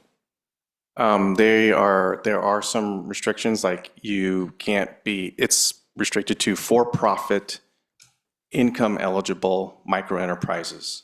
So businesses with 5 or fewer employees, inclusive of any business owners. So think about passive businesses like apartments, rent collectors, they wouldn't be eligible. Investment, speculative businesses, they wouldn't be eligible. Adult-oriented services or businesses wouldn't be eligible. So those are some examples of ineligible business types. Okay, so let's say a restaurant get a $5,000 grant from you. Any restrictions on that 5 grants on how they use it? Can they use it to buy goods? Yes, they can use it to buy supplies and equipment. They can do tenant improvements subject to our permitting process. They can pay utilities, rent, overhead, employee So salaries. no restrictions. Yeah, employee training. So right now, how many applicants do you have?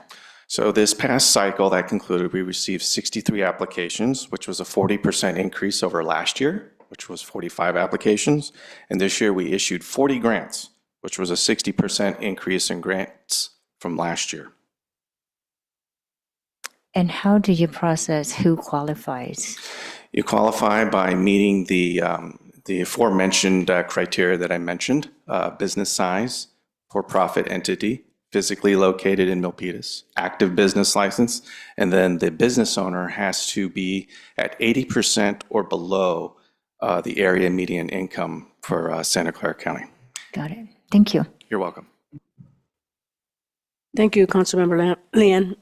Is anyone else? We have Councilmember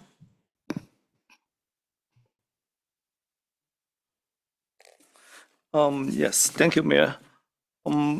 One of the slides indicate 2 options. One option is 10,000 for 10 business, and the other one is 7,500 for 14. Yes. Could we have slide 9 back up, please? Yes. Yeah. Thank you for asking that question because we do need some direction on which of those options to pursue. Okay.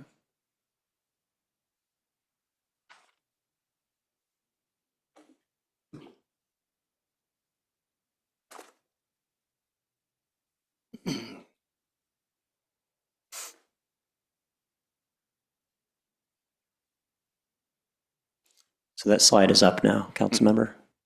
Okay. The staff is recommending option 1. Yes. But option 2 would benefit more business. Yes, at a smaller grant amount. And we're basing that on the number of businesses located on Main Street and Able Street that received grants this year and last year. This year, businesses located in that area received, 6 businesses located in that area received grants this year, and 3 received grants last year. So we're just basing it on the grant award volume, historically speaking. And I would add, Councilmember, this isn't a strong recommendation from staff of 1/2. There's Okay. a number of different No, ways to support actually, this. I have another option. So I'm thinking, how about 5,000 instead of 7,500, 5,000, and then put more funding to remainder of the city, so benefit more small business outside the area. Okay. Yeah. And again, these are just examples, and you're free to make suggestions. I mean, for example, you could do 47 grants of $5,000 each. So, Councilmember, if I hear you correctly, it's just lower, taking the Milpitas Historic Downtown Association at 5,000, Yes. just everybody at 5,000 That's right. citywide. That's right. Okay. That's fine. Exactly. And then the remaining of the city can have more applicants. Okay. Yeah. We have Director Andrade that also would like to answer. Thank you so much. Councilmember Lamb, I appreciate that. Just want to then clarify, as I mentioned earlier, the city council has a priority of Main Street revitalization. So staff is trying to adhere to that and help all businesses, but specifically those businesses in downtown.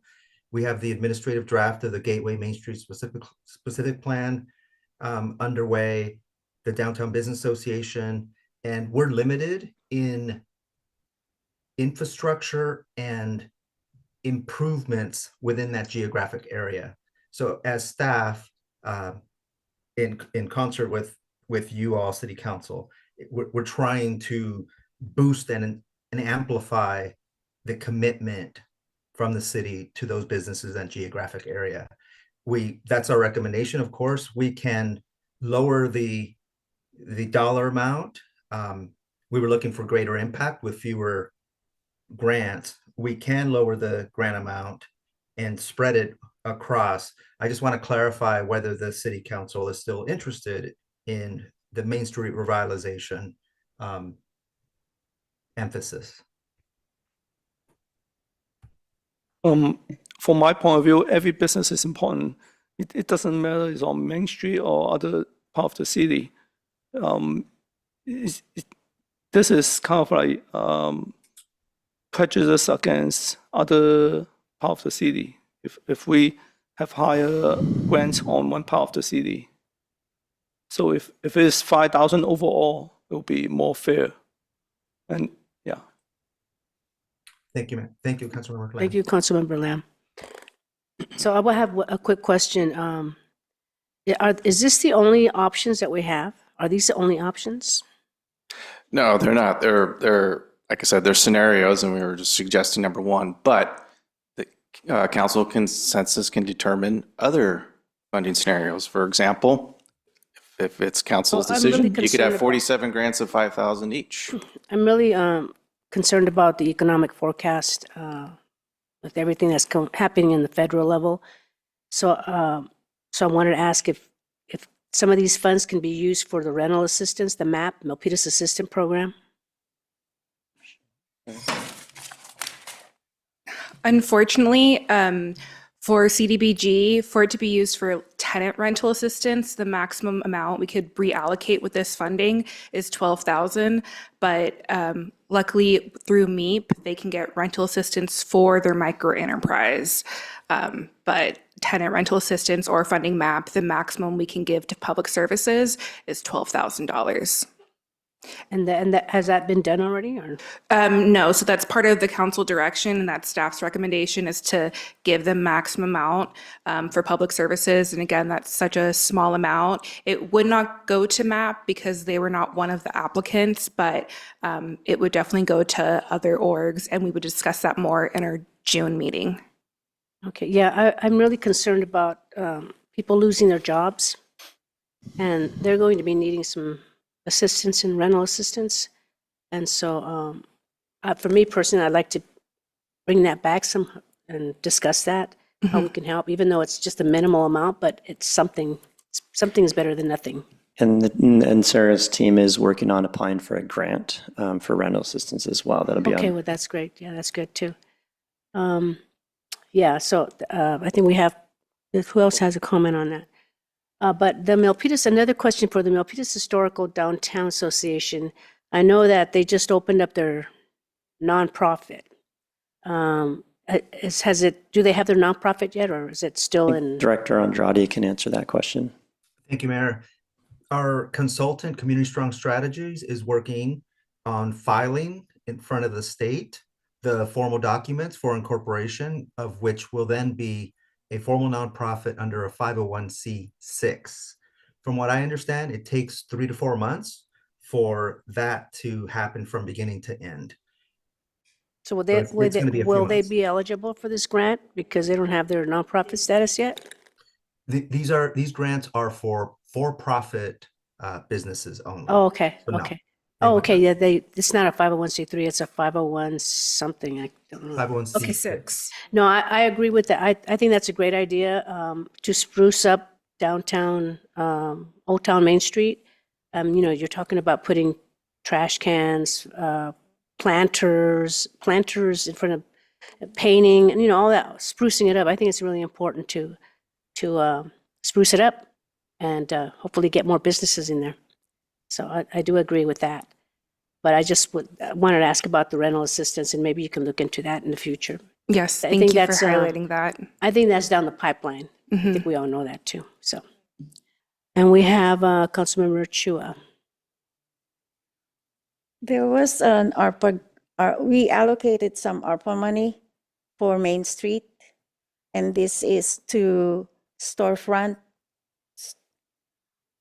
But it was so hard for the businesses to even apply to this storefront that we have excess. We have money, we have funds that were not used. So I'm leery about this grant on the Milpitas Historical Downtown. It's blurry to me. It's this, what is it that, I mean, the storefront is easy. You know, you fix your storefront to make Main Street beautiful.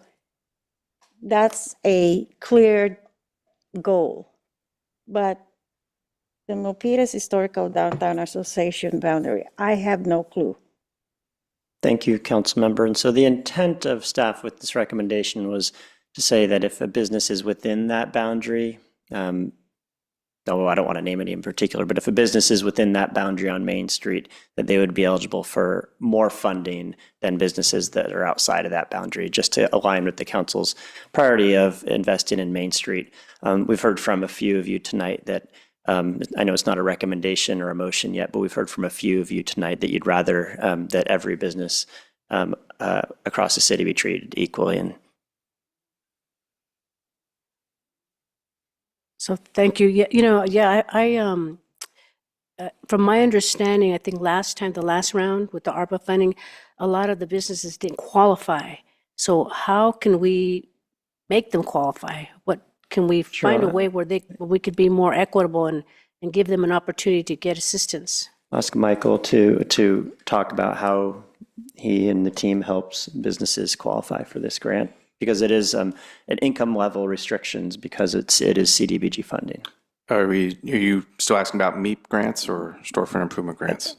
Any kind of. Yeah, I'd suggest focus the answer on the MEEP grants and how do we make sure people can access and qualify for the money.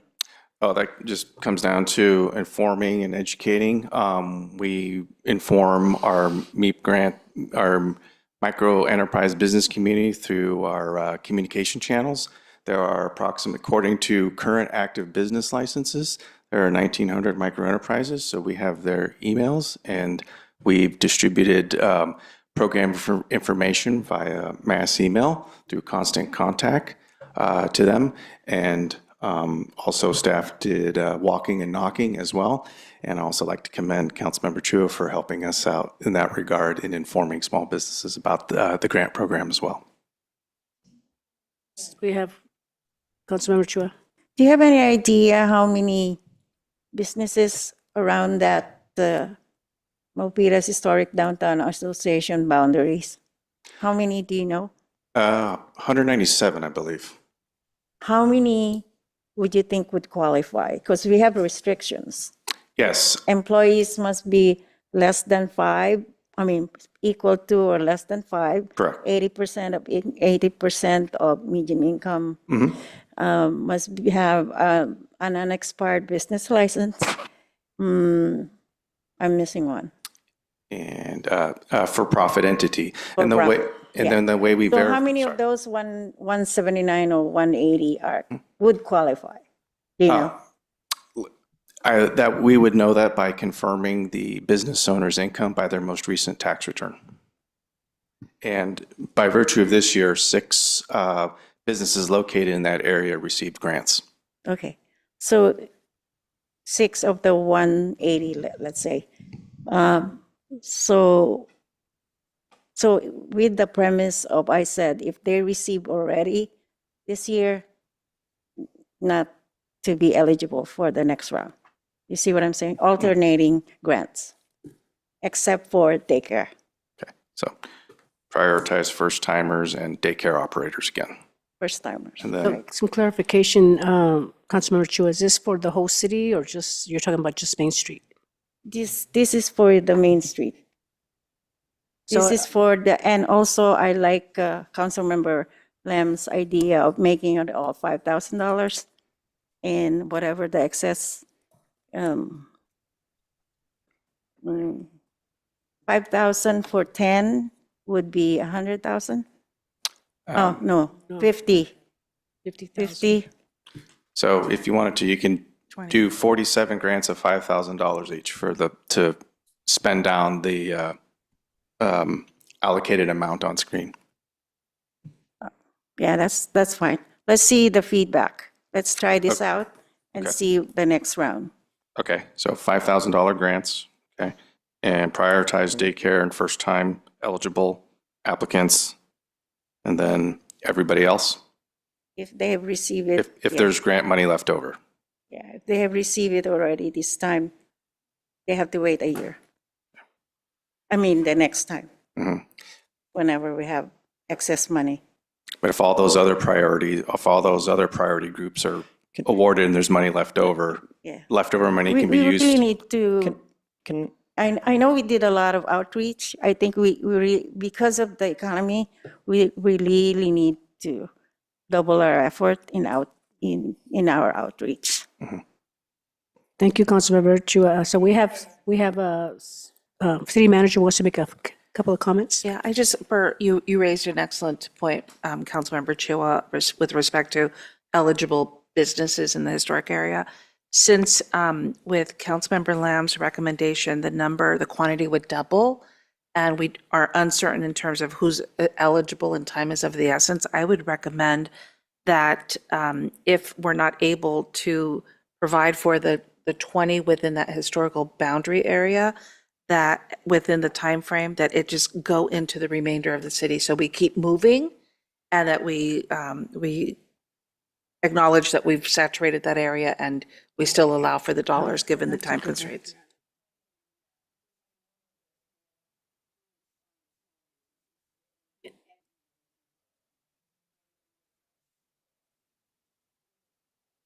Yeah, I agree with you.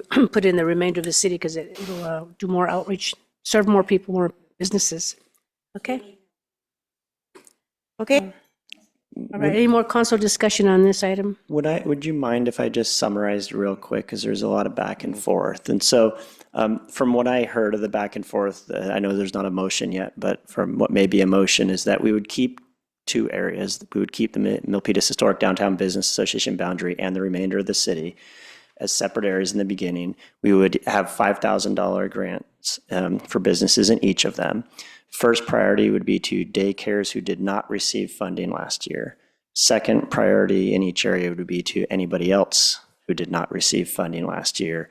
And then after that, we would just take all the money citywide, whoever is eligible, even if they received money last year. So a clarification, so when you say daycares or childcare, Is that throughout the whole city or is that just Main Street? No, that would be in both areas. Our first priority, from what I heard, is day/child cares who didn't receive money last year. Citywide. Okay. Yeah.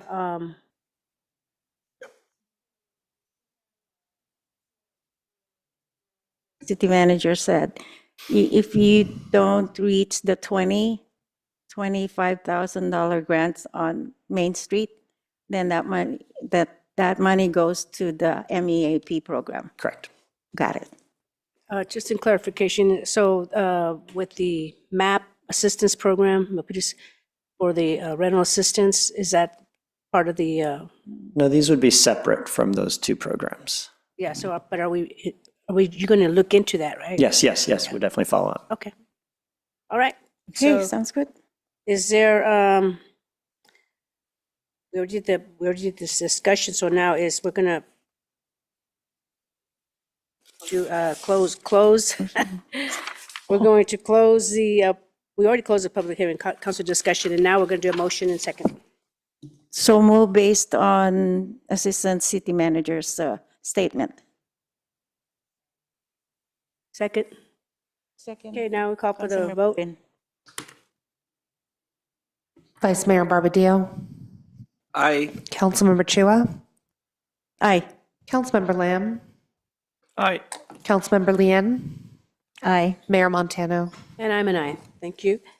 So next, we'll move on to our announcements and future agenda items. City Manager, do you have any, City Manager Santana, do you have any comments or? Do. Our team has kicked off the Milpitas Youth Force, which is an 8-week summer employment program designed to provide Milpitas youth ages 15 to 18 with valuable work experience, career skill development, and opportunity for compensation for their work.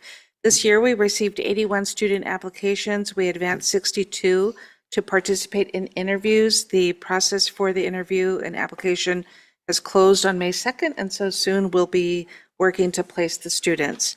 I also want to recognize that on Saturday, May 10th at Murphy Park, families are invited to celebrate the Story Walk installation at Murphy Park in Milpitas. Following a special story time with our librarians, the crowd will be treated to special performance courtesy of Puppets Art Theater, Tommy's Space Bug Adventure, and this is the 4th project in the county that Milpitas marks the 4th project in the county, followed by Campbell, Morgan Hill, and Saratoga.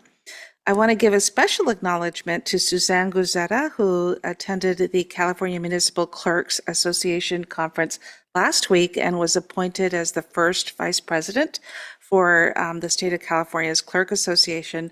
And next year she will ascend to president based on where she's at. And last but not least, I just want to take a point of special privilege. I want to thank the City Council. This is my first meeting. Thank you for allowing me and your patience.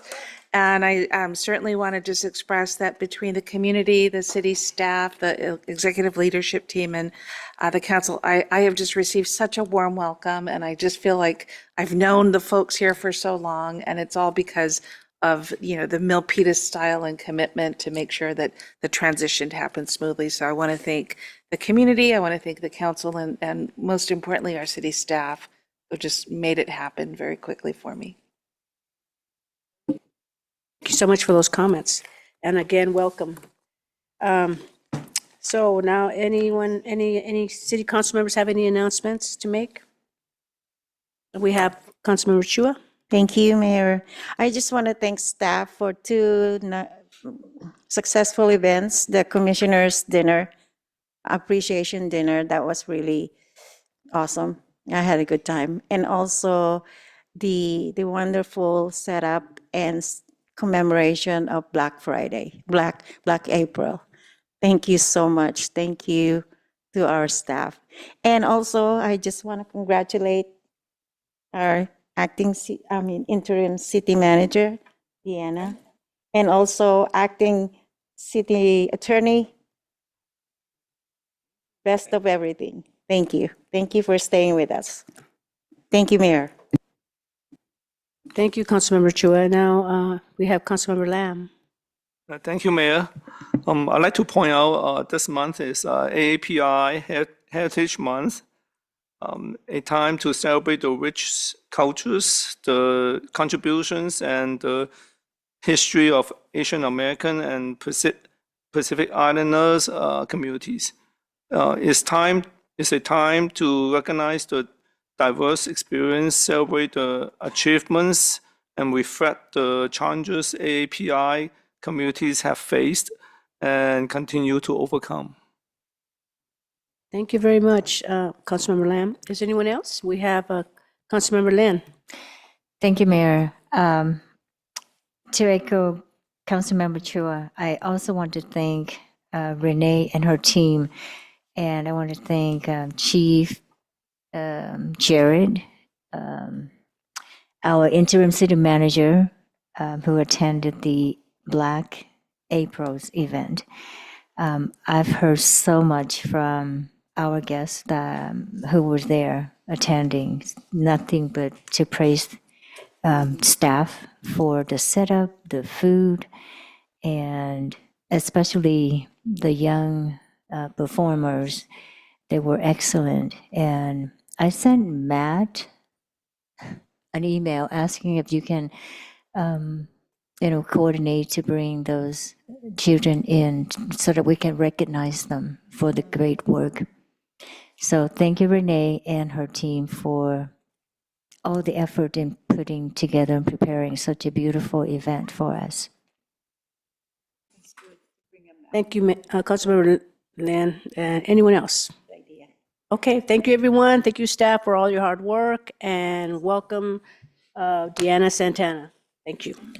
And congratulations, Chris and Suzanne. Okay, this meeting is adjourned.